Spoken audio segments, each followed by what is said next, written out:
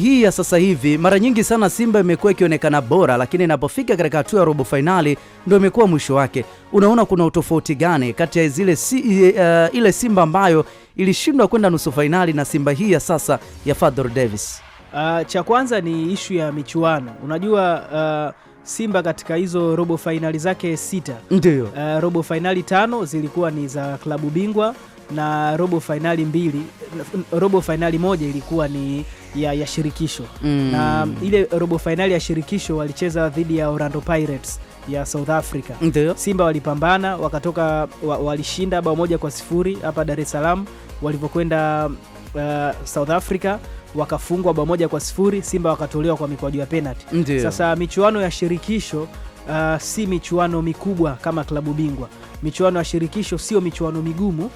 Ugumu wa shirikisho ni tofauti na ugumu wa klabu bingwa. Ugumu wa klabu bingwa ni ugumu wa kiwango cha juu kuliko ugumu wa kiwango wa shirikisho. Kwa hiyo Simba ana nafasi ya kupata matokeo kutokana na experience yake. Ukiangalia kwenye squad yake kuna wachezaji ambao wamefanya vizuri wakiwa na klabu ya Simba kwenye hii michuano ya shirikisho pamoja na klabu bingwa.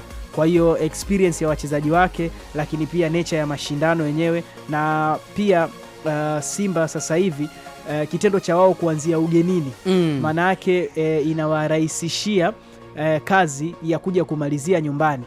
Ukikosea ugenini unaweza ukawa na nafasi ya kurekebisha makosa nyumbani, lakini weni umekosea nyumbani ni ngumu sana kurekebisha makosa ugenini. Kwa hiyo kwangu mimi naamini kabisa ubora wa kikosi chao, lakini pia uwepo wa wachezaji ambao wana experience, kina Kibu Dennis, mabeki Shomari Kapombe, Mohamed Hussein Shabalala, kina Fabrice Ngoma wamecheza vizuri akiwa na AS Vita, kina Eli Mpanzu. Kwa experience ya wachezaji wa Simba itawasaidia sana kufanya vizuri kwenye hii michuano. Kwa hiyo kwangu mimi naamini kabisa wana nafasi ya kwenda nusu finali, hasa kama watapata matokeo mazuri, walau hata sare kwenye mchezo wao ugenini.